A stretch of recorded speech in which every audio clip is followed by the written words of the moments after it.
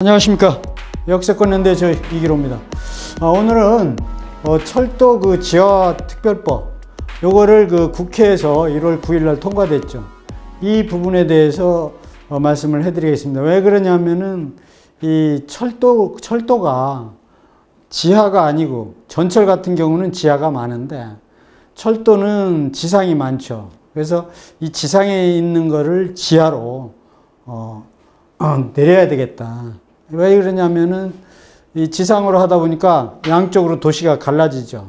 그래서 굉장히 이 주민들도 불편하고, 근데 이게 이제 비용이 많이 들다 보니까 이게 굉장히 쉽지 않은 일인데, 여당하고 야당이 그렇게 반목을 하고 하면서도 이 법률에 대해서만큼은 아주 100% 동의를 해서 1월 9일 날 통과가 됐죠. 그러니까 그만큼 이제 중요하다는 얘기죠. 물론 표도 중요하겠지만은 실질적으로 누가 봐도 이거는 뭐 정쟁의 대상이 될 수가 없는 거죠. 그래서 그런 걸 한번 같이 연구를 해보고요.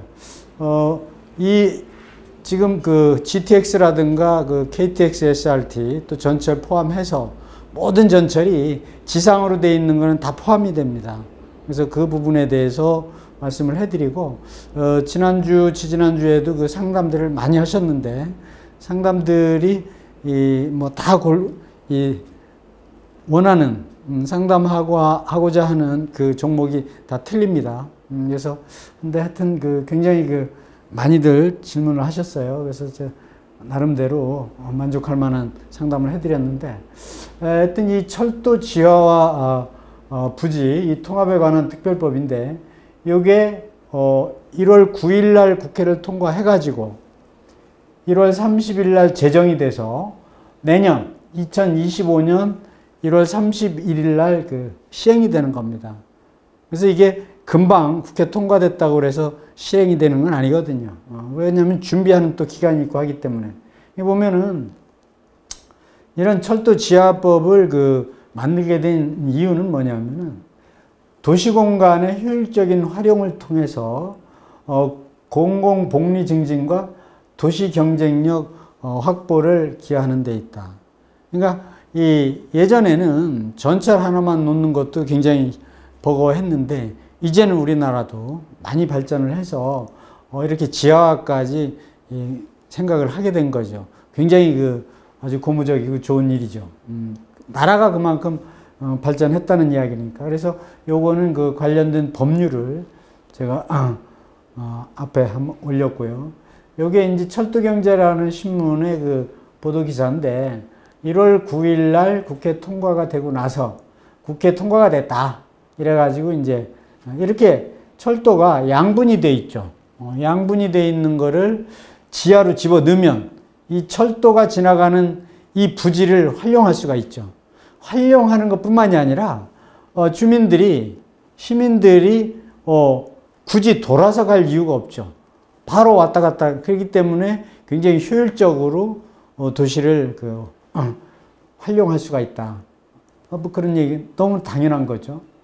그래서 그 내용을 보니까 철도 지하특별법 내용을 보니까 지금 말씀드린 대로 철도를 지하화하고 이를 통해서 확보된 철도 부지, 그 철도 부지가 굉장히 넓습니다. 이제 이 서울역이라든가 용산 이런 데는, 부산역 같은 데는 레일이 많기 때문에 그 부지가 굉장히 넓죠. 이쪽 7호선의 창동역만 하더라도 4호선하고 7호선 그 중간에 있는데 거기 차량 기지만 하더라도 차량 기지니까 더 넓겠죠. 이런 부지를 활용할 수가 있는 거예요. 그래서 그 철도 부지를 확보한 그 부지를 활용을 하고 주변 지역, 그러니까 그 철도 부지 주변에 양분되어 있던, 도시가 양분되어 있던 주변에 개발을 해서 도시 경쟁력 확보에 기여를 한다. 뭐 아파트도 지을 수 있고 또 상업시설도 만들 수가 있고 여러 가지. 서울 같은 경우는 부산도 마찬가지겠습니다만 땅이 좁기 때문에 땅이 개발할 때는 거의 다 했거든요. 이런 지하화를 해서 그 부지를 사용할 수 있다면 정말 효율적으로 쓰는 거죠. 그러면 철도 부지 개발 사업이 뭐냐? 이거 철도 지하법에 나와 있는 거거든요. 공공주택 사업을 할 수가 있고, 공공주택, 이 주택이 많이 부족하지 않습니까? 또 도시개발 사업을 할 수가 있고, 도시를 발전시키는데 업무시설이라든가 복합시설 만들 수 있고, 또 역세권 개발 사업, 철도니까 역 주변을, 역을 집어 넣는 거 아니겠습니까?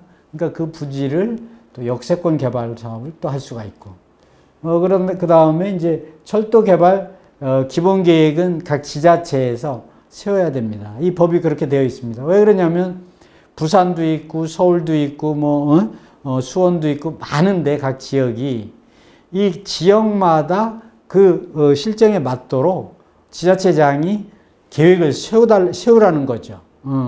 그 지역은 지자체장이 책임을 지는 거니까 그 지역의 그 도시 기본 계획을 세워서 철도 지하에 대한 기본 계획이죠. 그걸 세워서 이제 국토부에 통합을 해서 이제 국토부에서 이제 시행을 하는 건데, 아까도 말씀드린 대로 이 법 시행하는 거는 공포한 후에 1년이 경과한 날, 내년 1월 31일부터 시행을 한다. 그동안에 준비하는 기간입니다. 준비하는 기간. 이 사업은 이렇게 간단한 사업이 아닙니다. 자금도 많이 들어가고, 또 이 계획을 그냥 뭐 집 하나 짓는 걸로, 건물 하나 만드는 걸로 그 정도로 해당되는 게 아니기 때문에 굉장히 규모가 큰 거기 때문에 아주 심사숙고해서 해야 될 일이죠. 그래서 개발 예정 노선을 보면은, 개발 예정 노선은 뭐 뻔합니다. 그러니까 지하화되어 있지 않은 지상에 있는 이 철도역을 지하로 넣는 거니까요. 뭐 누구든지 보면 알 수가 있죠. 뭐 경부선 같은 경우에 서울역도 양분돼 있잖아요. 이쪽 서부역 쪽하고 동쪽하고. 그 양분돼 있다 보니까 서쪽에서 동쪽을 한번 가려면은 역 구내로 해서 한참을 가더라고요. 아니면은 염천교 쪽으로 확 돌아가야 되죠. 이렇게 이제 지상돼 있는 거는 전부 다 개발 대상이 되는 거죠. 남영역, 용산역. 경인선 같은 경우도 역곡 부천역 같은데 뭐 가보신 분들, 뭐 사시는 분들은 뭐 당연히 아시겠지만 뭐 완전히 양분되어 있다 보니까 뭐 남의 나라 같아요.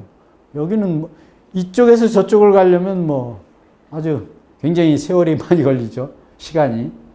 경의선도 용산역, 이촌역, 왕십리역.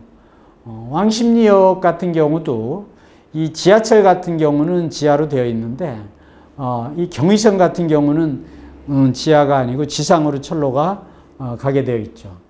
또 전철 같은 경우, 전철도 다 전철이 지하로 들어가는 게 아니잖아요. 우리가 건대입구역 같은 2호선, 2호선이 한양대에서 건대입구, 잠실나루 여기는 다 지상이고, 또 그 다음부터 잠실부터는 또 지하고, 이게 이제 나눠져 있지 않습니까? 이런 것도 다 지상으로 되어 있는 건 지하로 넣겠다. 또 전철 4호선 같은 경우도 창동역 같은 경우가 지상으로 되어 있죠. 지상으로 되어 있다 보니까 창동역도 이 양분이 돼, 도시가 양분이 돼서 굉장히 또 멀고 다른 나라 같은 그런 느낌인데, 이것도 마찬가지. 노원역도 또 마찬가지. 당고개역, 이런 것들이 지상으로 되어 있는 그런 역들을 다 지하로 넣게 되면은 이 양분되어 있는 도시가 통합이 되는 거죠. 통합이 돼서 그 지역이 완전히 따블로 이제 발전이 되는 그런 효과를 볼 수가 있는 거죠. 땅도 확보를 하게 되는 거고. 그런데 요거는 이 아이디어나 이 개발해야 되겠다는 건 다 공감을 하는데 쉽게 생각해서는 할 수가 없다. 그래서 철도 지하 사업을 좀 신중해야 되겠다. 왜? 사업비가 완전히 천문학적인 그 숫자 돈이 들어가기 때문에. 그리고 한번 도시를 만들면 처음부터 잘해야죠. 다시 이제 또 허물어서 새로 할 수는 없으니까. 이 사업비가요, 서울 같은 경우에 계략적으로 계산을 해보니까 사업비가 32조 원이 들어간다는 겁니다. 32조. 1조도 엄청난 돈인데 2조도 아니고 3조도 아니고 32조가 들어간다는 거예요. 그러니까 이 전국적으로 보면은 엄청난 자금이죠. 그래서 섣불리 결정할 수가 없다. 그러니까 이 돈은 개인 돈으로 하는 게 아니고 이 결국은 지하화해서 생기는 그 부지를 활용해서 이 사업비를 충당해야 되는 그런 과정인데 쉽지 않죠. 그래서 아주 신중히 기해야 되겠다고 보도를 하고 있는 거고, 이 철도 지하 그 사업비를 추정을 했는데 서울 같은 경우는 아까 말씀드린 대로 32조 6천억, 부산 같은 경우는 8조 3천억, 부산역에서 화명역까지 거리가 한 19.3km 되는데 8조 원 이상이 들어가는 거예요. 8조 3천억. 대구시 같은 경우도 계략적으로 계산해 보니까 또 8조 1천억이 들어가고, 이 엄청난 이 돈이 들어가기 때문에 좀 신중을 기해서 해야 되겠다. 이런 게 이제 전문가들의 생각이죠. 그래서 철도 지하화의 핵심은 사업비 조달에 있다. 사업비 조달이 관건이다.